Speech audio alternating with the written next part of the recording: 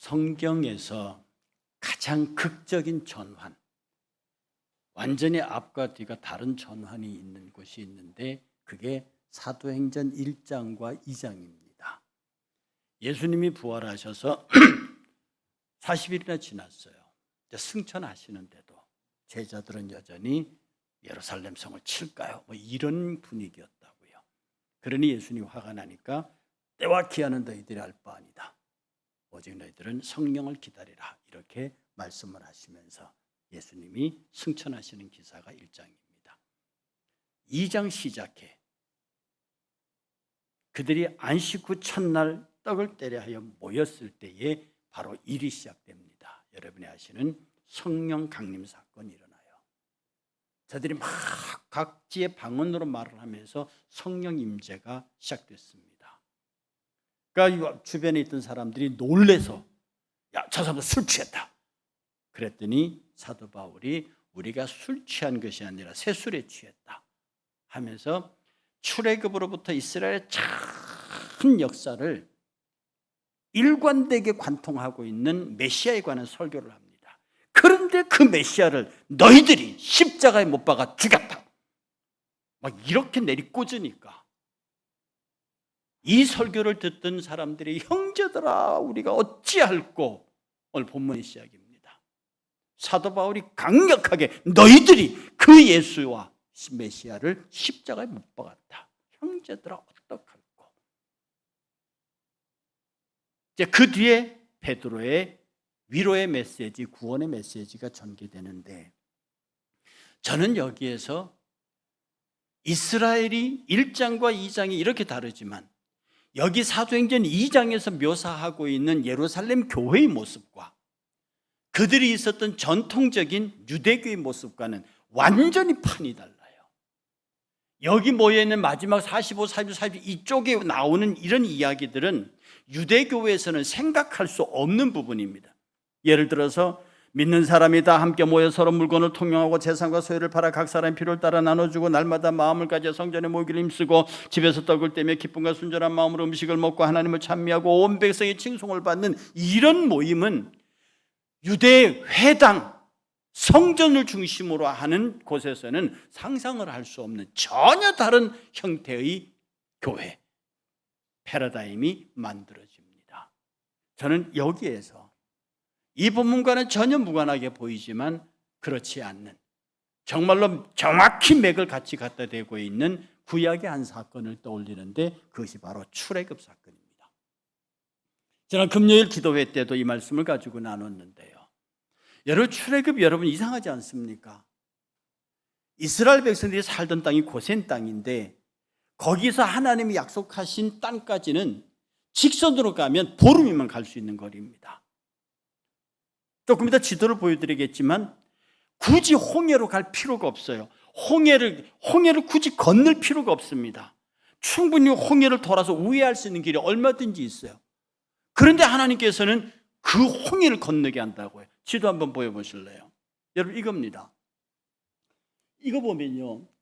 그들이 출발한 지역이 여기입니다. 고센에서 출발했거든요. 여기서 이쪽으로 가버리면 이 해안도로를 따라서 가면 보름이면 헤브론에 들어가 버립니다. 가나안 땅에 들어가 버립니다. 보름이면 갈 수 있는 거리예요. 그 다음에 이쪽으로 안 간다서 내려왔습니다.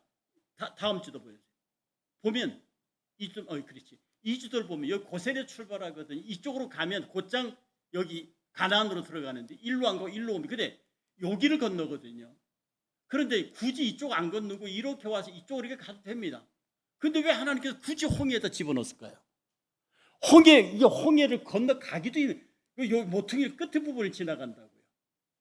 그래 이렇게 해서 지나서 이쪽으로 가서 여기가 시내산입니다. 여기서 시내산에서 10계명 받고요. 그 다음에 이쪽 올라가서 여기가 가데스바네아입니다. 여기서 여러분 그 유명한 여호수아 갈렙 사건이 일어나죠. 여기서 우리는 메뚜기 같다고 그래가지고 광야로 들어가는 사건이 벌어집니다. 자, 지도 치우세요. 여러분 출애굽 사건이 일어나는데 하나님께서 이집트에다가 10가지 재앙을 내려붓습니다. 여러분 그 성경 읽어보세요. 모세가 첫 번째, 두 번째 이집트 바로 왕이 첫 번째, 두 번째 얻어맞고는 나가라 그럽니다. 나가라. 그런데 성경 보면요, 여호와께서 바로의 마음을 강팍해 하사 나가지 말라 그럽니다. 여호와께서 바로의 마음을 붙잡아서 못 나가게 해요. 언제까지?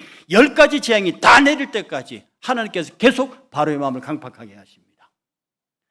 지금 이집트 땅에 내리고 있는 그 10가지 재앙이요, 만약에 지금 이 시대에 내렸다, 이렇게 의학과 방역과 방제가 잘 된 이 시대에도 저런 재앙이 내리면 감당이 안 됩니다. 우리는 코로나 시절을 겪어봤어요. 그런데 그 당시는 더 얼마나 어마어마했겠습니까? 온 이집트가 초토화됐을 거라고요. 근데 마지막에 그들의 장자까지 다 죽임으로 이집트는 거의 재기불능의 상태를 만들어버립니다. 왕자까지 죽으니까. 하나님이 왜 그러셨을까? 이스라엘 사람들이요, 이집트에 450년을 살았어요. 야곱이 요셉 따라 들어가서 450년 살았으면 여러분, 이건 거의 이집트 사람입니다. 우리는 일제 36년에 우리나라 말도 잃어버릴 뻔했는데 450년 동안 이집트에 살면서 그들의 문화, 그들의 정치, 그들의 종교, 그들의 환경 속에 안 녹아들겠습니까? 안 녹아들었다는 유대민족이 대단한 게 그런 겁니다. 어쨌든 450년 살면서 그들은 완전히 이집트 백성이 되어 있습니다. 하나님은 그들을 불러내실 때 이집트를 완전히 초토화시킴으로 거기에 그들이 섬기는 신, 그들의 왕, 그들의 백성, 그들의 산물, 그들의 산업, 그들의 모든 문화 아무것도 아니다.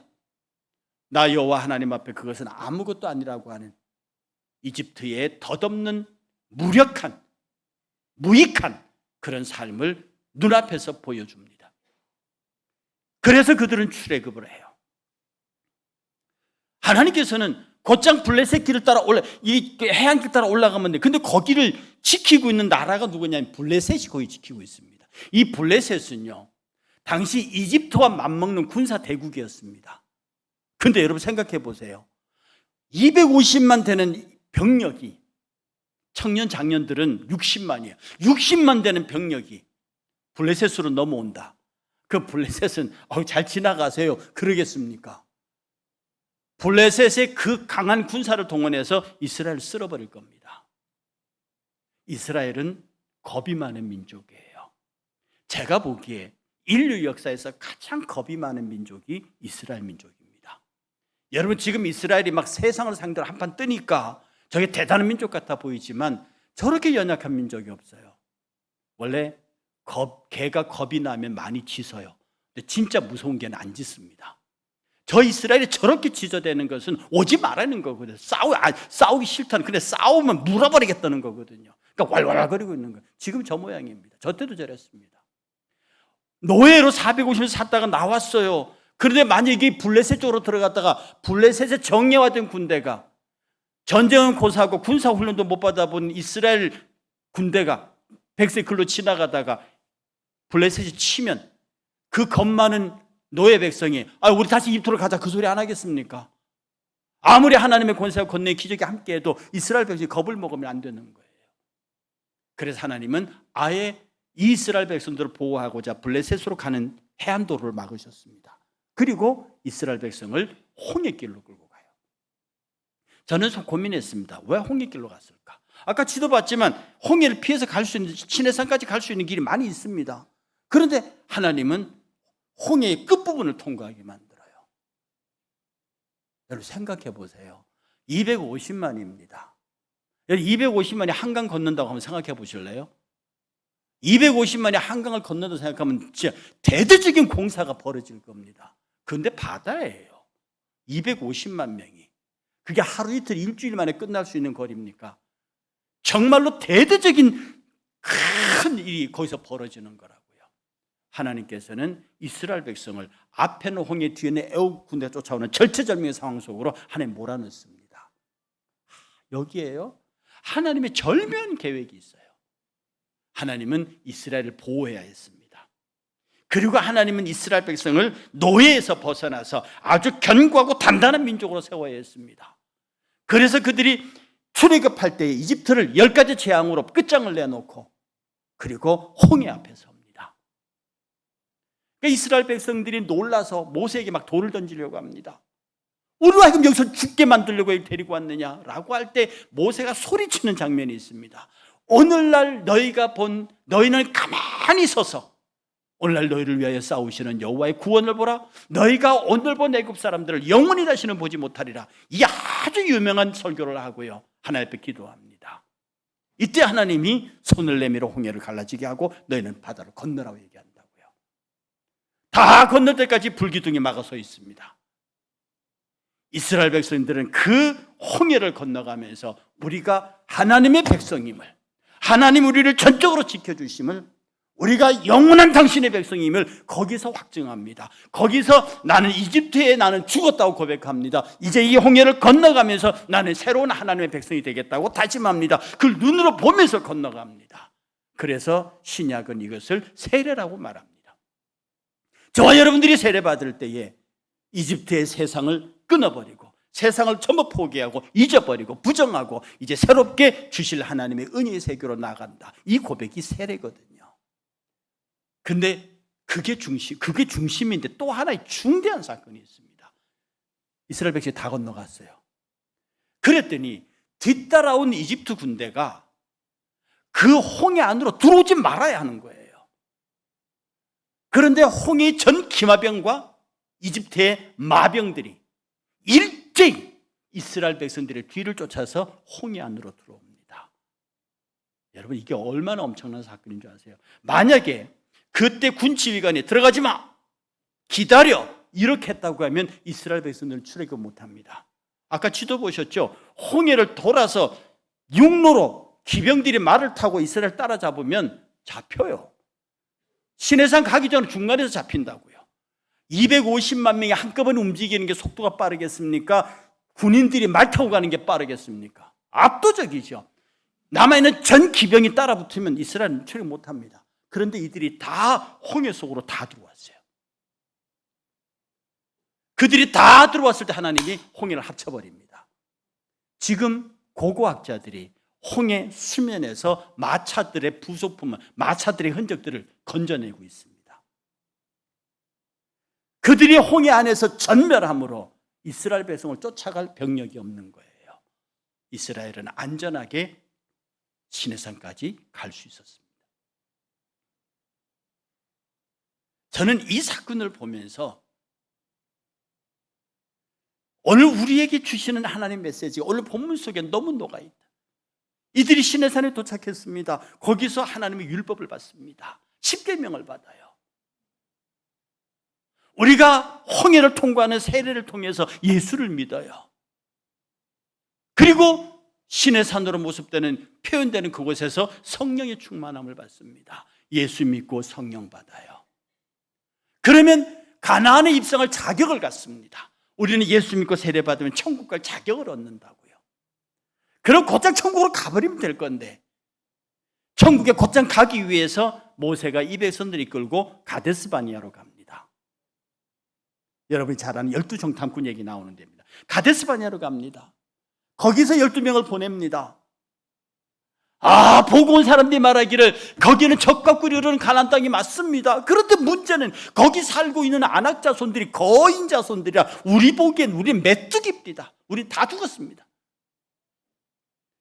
천국을 앞에 놓고도, 하나님의 축복을 앞에 놓고도 쟁취하지 못해요. 갈렙과 여호수아가 싸우자고 말해도 오히려 돌을 던지려고 말해요. 그래서 하나님께서는 이스라엘 백성들을 광야로 들이밉니다. 그리고 그때로부터 38년 동안 광야를 돌아요. 그런데 껍데기는 이스라엘 백성이 하나님의 주신 땅을 악평하고 불순종하고 이래서 광야로 들어간 것처럼 보이지만 그것은 그렇게 되게 돼 있습니다. 하나님께서는요, 이집트를 초토화시켰다고 이집트 땅에서 난 이스라엘 백성들이 이집트를 잊어버리겠습니까? 아무리 홍해를 건너왔다고 해도 그들의 몸에 DNA적으로 배어있는 종의 습성, 노예의 습성, 이걸 잊어버리겠습니까? 그들은 노예에 두려워요. 조금만 위험만 닥쳐도 모세에게 돌을 던졌습니다. 그렇게 큰 기적을 보고도 원망을 했다고요. 그러니 하나님께서는 이 사람들을, 이들을 이대로 가나안에 들여보낼 수 없는 거예요. 이집트의 경험과 이집트의 이야기를 다 끊어버리고 광야에서 다시 태어난 사람들, 그 사람들이 광야에서 하나님이 준 메추라기, 하나님이 준 만나, 하나님이 준 반석에서 샘물, 헤어지지 않은 옷, 떨어지지 않은 신발을 신고 오직 하나님의 손에만 이끌림을 받았던 광야에서 태어난 사람들만 홍해를, 요단강을 건너게 만들어요. 오직 누구만 따라갑니까? 여호수아와 갈렙만 광야에서 난 세대와 함께 요단강을 건너갑니다. 모세는 느보산까지 와요. 거기서 썽썽한 두 눈에 아직은 생명이 남아있음에도 불구하고 그 느보산에서 적과 꿀이는 가나안 땅을 바라보면서 나도 들어가고 싶습니다라고 하는 마지막 고별 설교 장면이 있습니다. 하나님은 모세를 거기서 뒤로 보내시고 여호수아를 앞세워서 요단강을 건너게 합니다. 여호수아는 히브리어입니다. 여호수아라는 이름의 뜻이 뭐예요? 구원자란 뜻이에요. 이 여호수아라는 히브리어를 헬라어로 읽으면 예수입니다. 예수와 은혜란 뜻이. 그래서 은혜로 건너갑니다. 여호수아, 예수, 은혜로 건너가 요단강을 건너갑니다. 율법으로 요단강 앞까지 와서 요단강을 건너가는 것은 믿음으로 간다. 그래서 38년 동안 그들이 광야를 돌면서 가데스바네에서 방향을 돌려서 그 거친 광야를 38년 돌면서 이집트의 생활을 다 끊어버리고 그때 경험들을 다 잊어버리고 광야에서 태어난 사람들이 하나님 앞에 제사하면서 성막 중심의 신앙을 경험한 사람들이 이제 다시 가데스바네에 모입니다. 가데스바네 두 번째 모여요. 그때 가데스바네아가 어느 지역인지 에돔 지역이었습니다. 야곱의 형 에서의 후손들이에요. 그래서 모세가 에돔의 왕에게 편지를 씁니다. 우리 형제 아닙니까? 우리가 얼마나 고생하면서 여기까지 온 걸 당신이 소문들어서 아시잖아요. 우리에게 길을 빌려주세요. 그 에돔 한가운데를 통과하는 게 왕의 대로가 있습니다. 우리가 그 길을 곧장 갈 테니까 물을 먹게 돼도 사 먹을 테니까 당신들에게 절대로 피해를 입히지 않을 테니까 길을 빌려주세요. 여러분이면 빌려주겠습니까? 들은 소문이 있단 말이지. 이집트에서 어떻게 했는지, 홍해를 어떻게 건넜는지, 그 광야 38년을 돌면서 싸운 전쟁에서 어떻게 이겼는지를 들었단 말이에요. 에돔 왕이 그 길을 비켜줄 리가 없죠. 그래서 전체 군대를 끌고 나와서 칼로 너희들을 죽이겠다, 못 지나간다 그랬습니다. 모세가 싸우려고 그랬어요. 그랬더니 하나님이 싸우지 마라, 너희 형제니라. 그리고 빙 돌아서 요단강 동편으로 갑니다. 그리고 적과 꿀이 흐르는 가나안 땅으로 들어가요. 여러분, 저는 이 긴 이야기를 여러분에게 들려드리면서요, 오늘 성령 받은 사람, 성령이 역사하는 예루살렘 교회, 그들이 자기 것을 다 내놓고 유무상통하고 고아와 과부들을 돌보며 소외된 이들과 함께하고 정말 하나님 앞에 모든 물질을 다 내놓고 그 물질을 통해서 나누어 쓰면서 빈부귀천이 없게 하는 정말로 멋진 예루살렘 공산사회를 만들어내는데, 거기에서 우리가 반 우리의 삶의 도전을 보는 겁니다. 힘 있는 교회는요, 세상의 칭송을 받을 수 있는 교회는요, 우리의 영향력이 바깥으로 퍼져나가는 겁니다. 이 영향력이 바깥으로 퍼져나가는 것은 나 잘났어 해서 되는 게 아니에요. 나 훌륭한 사람이 해서 되는 게 아니에요. 이 교회가 정말로 예루살렘 공동처럼 이 교회가 정말 단단하게 뭉쳐서 모든 사람들의 칭송받고 홍해를 건너오고 신의 산에서 하나님의 계명을 받듯이 성령을 받고 가데스바네의 언약을 실천하는, 그래서 적과 꿀이는 가나안 땅을 정복한 사람들의 삶의 태도는 예루살렘 공산사회가 보여주고 있는 이 내 모든 것을 내어놓고 형제를 섬기고 서로 사랑하고 축복하는 이 멋진 것이 바로 매년 수천 명의 성도들을 증가시키는 승리의 모습으로 나타났습니다. 교회는 그렇게 성장한다는 거죠. 18세기 영국의 경건주의 운동이 그렇습니다. 18세기 영국의 경건주의는요, 당시 계몽주의의 사상을 타고 전 세계를 흐르는 하나의 영성 흐름이었습니다. 이 영국의 18세기 경건주의를 주도적으로 이끌은 사람이 찰스 휘필드예요. 이 찰스 휘필드라는 사람이 경건주의를 이끌었는데, 그래서 모든 영국민들의 존경과 사랑을 받는 당시 목회자의 신학자였습니다. 그런데 똑같이 18세기 영국의 감리교를 창설하면서 영국 감리교 경건주의를 이끌었던 웨슬레가 같이 이때 두 사람은 영국 경건주의 목사로서 종교개혁의 선두주자로서 경건파를 이끄는 대표적인 신학자의 목회자였습니다. 그런데 이 두 사람의 차이가 뭐냐면 휘필드는 칼빈주의자예요. 하나님이 구원할 사람을 정해놨다고 하는 그런 예정론자고요.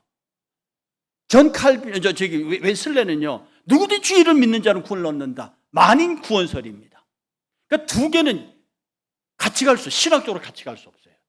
지금도 그건 안 됩니다. 그래서 칼빈주의와 알미니안주의는 지금도 싸우고 있거든요. 이 싸움의 마지막이 칼빈과 루터의 마지막 단판이었습니다. 성만 찾는 문제를 놓고요. 그때 싸우다가 안 되니까 똑똑하고 많이 배운 칼빈이 화가 나니까 무식한 루터하고 얘기 못하겠다라고 짐을 싸고 일어서니까 루터가 자기의 짐을 싸면서 너하고 나하고는 영이 틀린다. 그렇게 해서 깨져버려. 지금도 칼빈주의와 알미니안주의는 지금은 서로 많이 교제하지만 지금도 신학적으로는 용납이 안 됩니다. 그런데 휘필드는 칼빈주의자예요. 요한 웨슬레는 알미니안주의자입니다. 그의 제자들은 원수처럼 싸웠어요. 심지어 막판에 너희들은 이단이라고까지 싸웠단 말이에요. 그런데 어느 날 조지 휘필드의 충성스러운 제자가 와서 조지 휘필드 이렇게 물었습니다. 선생님, 목사님, 저 천국 가면 저 만날 수 있을까요? 우리가 천국 가면 저 웨슬레 만날 수 있을까요? 저 알미니안주의자들? 그랬더니 이 휘필드가 이런 대답을 합니다. 형제요, 아마 우리는 그들을 보지 못할 거다. 그러면 지옥 간다는, 웨슬레가 지옥 간다는 얘기잖아요. 아마 우리는 그들을 보지 못할 거다. 왜냐하면 웨슬레의 영성과 웨슬레의 섬김과 웨슬레의 신앙과 웨슬레의 겸손은 우리가 따라갈 수가 없다. 그래서 그는 가장 하나님 가까이 있을 것이고 우리는 그의 경건에 미치지 못해서 저 끝에 있을 것이니 멀리서 우리가 그의 얼굴 바라보기도 힘들 것이다. 만약에 우리가 그를 볼 수 있다면 우리에게는 행운이다. 이렇게 말했습니다. 이거는요, 저도 신학자고 신학 공부한 사람이고 학교에서 가르친 사람이지만 이 신학적 대립에서 이런 얘기를 할 수 있는 거예요. 상상을 초월, 불가능한 겁니다. 칼빈주의의 절대 예정을 믿으면 만인재상 어떠면서 이단설이거든요. 만인재사적인 말하면 칼빈의 예정론은 이단입니다. 그 치열한 신학 논쟁은 아직도 계속되는데 그 논쟁의 꼭대기에 서 있는 사람이 만약에 우리가 천국 간다면 웨슬레가 하나님 가장 가까이 계실 거기 때문에 나는 그의 얼굴을 바라보기도 힘들 거리에 있을 것이다. 여러분, 얼마나 멋진 고백입니까? 여기가 천국입니다. 이것이 요단강을 건너 시내산에서 율법을 경험한, 세례받고 하나님의 성령을 경험한 삶의 변화입니다. 저주 휘필드가 먼저 죽었거든요. 그가 죽을 때 자기의 제자들에게 내 장례식 추도사를 웨슬레에게 맡겨라. 그 장례식에서 웨슬레가 눈물로 이렇게 추도했다고 합니다. 우리 시대에 이토록 수많은 영혼을 하나님께로 인도한 위대한 하나님의 사람은 없었습니다. 자기하고 신학적인 대척점에 서 있었지만 도저히 용납할 수 없는 이론을 갖고 있었지만 그의 장례식장에서 눈물로 울면서 이 시대에 이 사람만큼 많은 영혼을 하나님께로 인도한 사람이 없습니다. 여러분, 절대 예정과 만인 구원은 같은 얘기입니다. 이제서 그 문제를 풀었죠. 그건 믿음으로 구원받는, 행위로 구원받는 이런 얘기인데 그건 같은 얘기입니다. 구원은 하나님이 하시는 거거든요. 쓸데없는 이론들을 내서 인간들이 싸우고 있는 겁니다. 오늘 우리가 예루살렘 교회의 힘을 봅니다. 저들의 힘은 뭔데요? 내 것을 내 것이라 하지 아니하고 유무상통하며 힘들고 어려운 이들을 돌보고 그들과 함께하고 주변의 사람들에게 칭송을 받으면서 날마다 믿는 사람들의 수가 더하여가는 교회입니다. 그 교회의 모습은 어떻습니까? 조지 휘필드 같은 사람들이 있습니다. 웨슬레 같은 사람들이 있습니다. 서로 나와 의견이 다름에도 불구하고 격려합니다. 인정합니다. 그리고 그의 영성을 높이고 나는 그의 뒤를 따라갈 수도 없다고 고백하고 그의 마지막 죽음의 여정 앞에서 이 사람만큼 훌륭한 전도자가 없었다고 말하는 이 멋진 장면, 여러분, 이것이 교회의 본질입니다. 이것이 신앙의 본질입니다. 여러분의 마음속에 미움의 영, 판단의 영, 나 자신을 드러내려고 하는 교만의 영, 이런 것들을 내려놔야 합니다. 이런 것들을 내려놔야 합니다. 마지막에 신화 얘기를 하나 하고 끝내겠습니다. 신들끼리 서로 짝을 지어서 결혼을 했어요. 근데 서로 짝을 못 구해서 맨 마지막까지 남은 신이 뭐냐면 교만의 신입니다. 그리고 전쟁의 신이에요. 교만의 남신과 전쟁의 여신이 끝까지 짝을 못 구해서 하루속히 둘이가 짝이 됐습니다. 그런데 교만의 남신이 이 두 신이 너무너무 사랑을 한 거예요. 그래서 전쟁의 여신이 말합니다. 내 사랑하는 교만의 신, 당신이 가는 곳마다 내가 있겠습니다. 가는 곳마다 내가 당신과 함께 하겠습니다. 이 교만이 가는 곳마다 전쟁이 일어난다. 교만이 가는 곳마다 싸움이 일어나고 국가 간의 전쟁이 일어나고. 히랍 신화가 가르치는 게 재미있습니다. 우리가 우리의 교만에, 우리의 삶에 나의 자랑, 이집트에서 내가 뭘 했다고 하는 그런 것들을 다 내려놓으면 전쟁의 신은 떠나갑니다.